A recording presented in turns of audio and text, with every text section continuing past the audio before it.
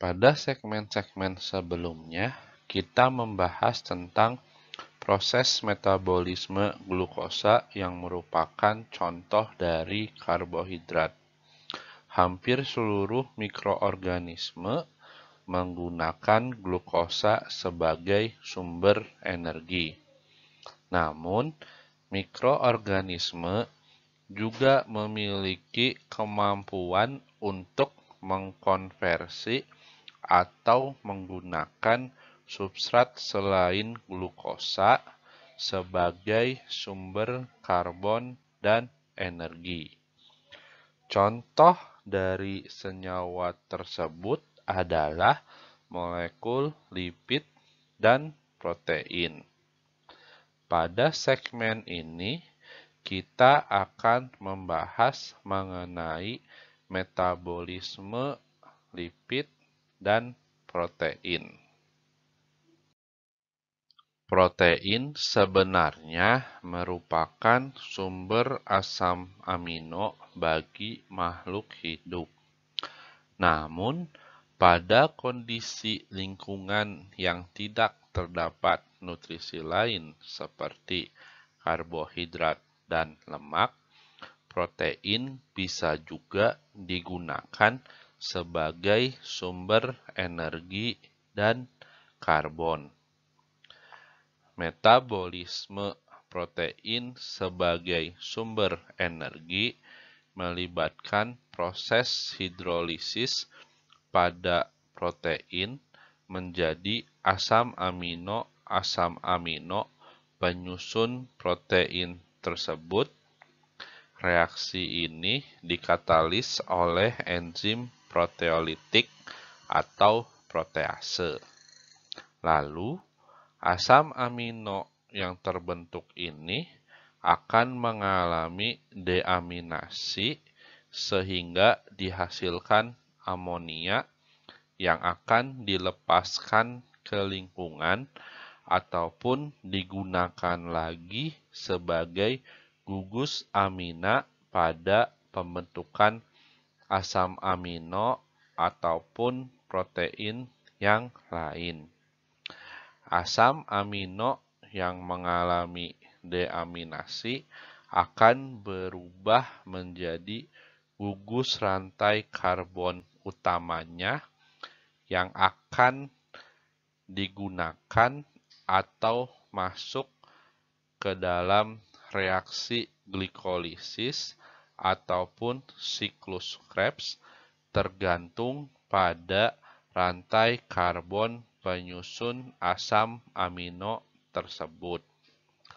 Rantai karbon utama penyusun asam amino ini berupa asam pirufat, fosfoenol pirufat, alfa ketoglutarat, ataupun oksaloasetat. Jalur yang dimasuki oleh rantai karbon penyusun asam amino ini bergantung kepada jenis rantai karbon tersebut. Sama seperti hewan, kebanyakan mikroorganisme dapat memperoleh energi dari lemak. Proses yang terjadi pada metabolisme lemak adalah sebagai berikut. Lemak dihidrolisis atau dipecah menjadi molekul gliserol dan 3 molekul asam lemak rantai panjang. Molekul gliserol ini dapat masuk ke jalur metabolisme glikolisis dengan diubah menjadi gliseraldehid 3 fosfat. Lalu, asam lemak yang terbentuk ini biasanya memiliki jumlah karbon yang genap. Biasanya jumlah karbonnya berjumlah 16, 18, ataupun 20 atom karbon. Asam lemak ini akan dipecah menjadi molekul dengan 2 atom karbon yang dinamakan proses beta oksidasi. Pada proses ini, asam lemak yang ada bereaksi dengan koenzim A, lalu akan terjadi oksidasi pada karbon beta, yaitu karbon kedua dari gugus karboksil di asam lemak, sehingga dihasilkan asetil-CoA dan pembentukan asam lemak dengan jumlah atom karbon yang sudah berkurang 2 buah. Peristiwa ini akan terus berlanjut sampai seluruh asam lemak hanya memiliki 2 atom karbon saja dan membentuk asetil-CoA. Asetil-CoA yang ada akan masuk ke jalur metabolisme siklus Krebs pada respirasi aerob. Berikut merupakan ilustrasi dari proses metabolisme atau pemecahan lemak. Lemak akan dipecah oleh enzim lipase menjadi 1, 2, 3 molekul asam lemak dan gliserol. Gliserol ini akan masuk ke jalur metabolisme glikolisis.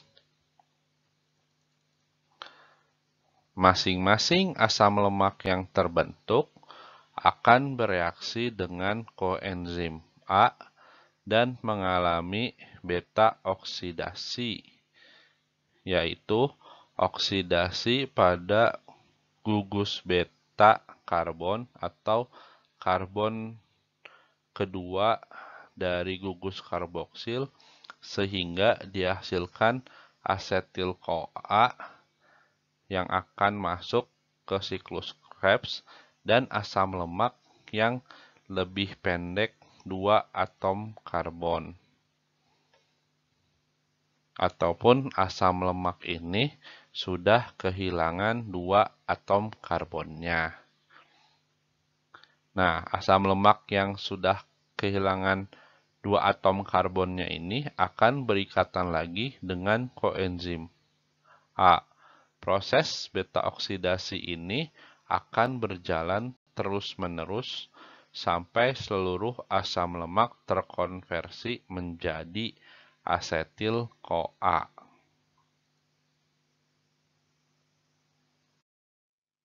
Berikut merupakan ringkasan dari proses metabolisme biomolekul ataupun nutrisi yang ada pada makanan dan lingkungan mikroorganisme seperti karbohidrat, lemak, dan protein. Untuk karbohidrat rantai panjang seperti selulosa dan pati, molekul-molekul ini akan dipecah dulu menjadi glukosa ataupun gula sederhana dan masuk ke dalam proses glikolisis ataupun jalur metabolisme gula lainnya. Lalu, lemak akan dirubah menjadi asam lemak dan gliserol, di mana gliserol akan masuk ke jalur metabolisme glikolisis. Sedangkan asam lemak akan mengalami beta oksidasi sehingga dihasilkan asetil-CoA yang akan langsung masuk ke jalur metabolisme siklus Krebs. Protein akan dirubah menjadi monomer asam amino yang akan mengalami deaminasi sehingga melepaskan gugus amina dan membentuk rantai atom karbon penyusun asam amino tersebut. Rantai atom karbon penyusun asam amino tersebut bisa berupa 3 fosfogliserat. Contohnya adalah serin, lisin, dan sistein. Rantai atom karbon juga bisa berupa asam pirufat, contohnya pada asam amino valin, leusin, dan alanin. Rantai atom karbon asam amino bisa berupa asetil-CoA, contohnya pada tirosin, triptofan, dan fenilalanin. Bisa juga berupa alfa-ketoglutarat seperti pada asam amino glutamat, prolin, arginin, dan glutamin, serta rantai atom karbon ini bisa berupa oksaloasetat, contohnya pada asam amino aspartat, lisin, dan treonin. Semua rantai atom karbon utama pada asam amino ini bisa masuk ke dalam siklus Krebs walaupun pada tahapan reaksi yang berbeda-beda, tergantung dari jenis rantai karbon dasar penyusun asam amino tersebut. Namun, perlu diingat ketika terdapat 3 jenis nutrisi ini di lingkungan seperti karbohidrat, lemak, dan protein, mikroorganisme akan menggunakan nutrisi yang lebih sederhana terlebih dahulu untuk memperoleh energi. Selain itu, molekul seperti protein akan lebih diutamakan untuk digunakan sebagai sumber asam amino untuk keperluan sintesis protein di dalam sel. Hal ini berarti jika dalam medium terdapat monosakarida, disakarida, polisakarida, protein, dan lemak, urutan penggunaan nutrisi tersebut sebagai sumber energi dan sumber karbon adalah monosakarida, lalu ketika monosakaridanya habis, baru disakarida akan digunakan. Lalu ketika disakaridanya habis, lalu polisakarida akan digunakan.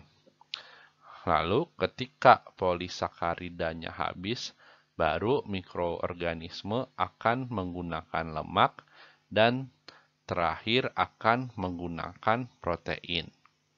Hal ini juga berkaitan dengan proses konservasi energi oleh sel mikroorganisme. Berikut merupakan salah satu contoh aplikasi mikroorganisme dalam bidang bioremediasi dengan memperhatikan prinsip-prinsip metabolisme mikroorganisme. Pada tahun 1989 terjadi tumpahan minyak yang dikenal sebagai peristiwa Exxon Valdez Oil Spill yang meninggalkan banyak minyak mentah pada daerah Teluk Alaska seperti Green Island. Minyak merupakan senyawa dengan rantai karbon yang sangat panjang yang dapat digunakan sebagai sumber energi bagi pertumbuhan mikroorganisme. Namun, keberadaan sumber karbon harus diimbangi dengan molekul lain seperti nitrogen, fosforus, sulfat, maupun makronutrien dan mikronutrien lainnya untuk keperluan metabolisme sel yang lain.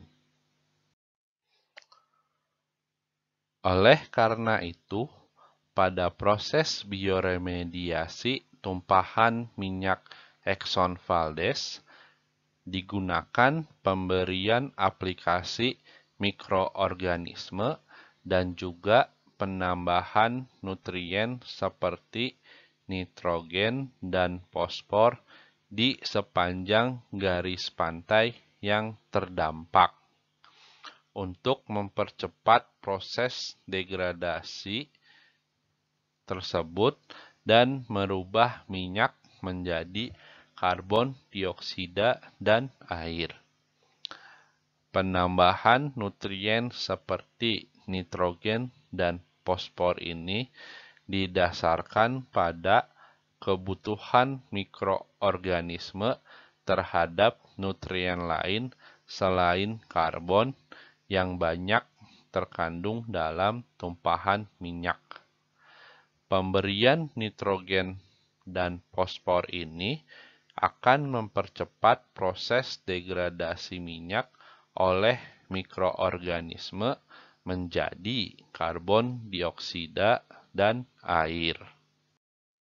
Pada tahun 1991 atau 2 tahun setelah tumpahan minyak itu terjadi, area terdampak disurvei dan semuanya menunjukkan bahwa tumpahan minyak sudah terdegradasi dan tidak memerlukan adanya perlakuan tambahan. Sekian yang dapat saya sampaikan tentang proses metabolisme protein dan lemak. Sampai berjumpa lagi pada segmen selanjutnya.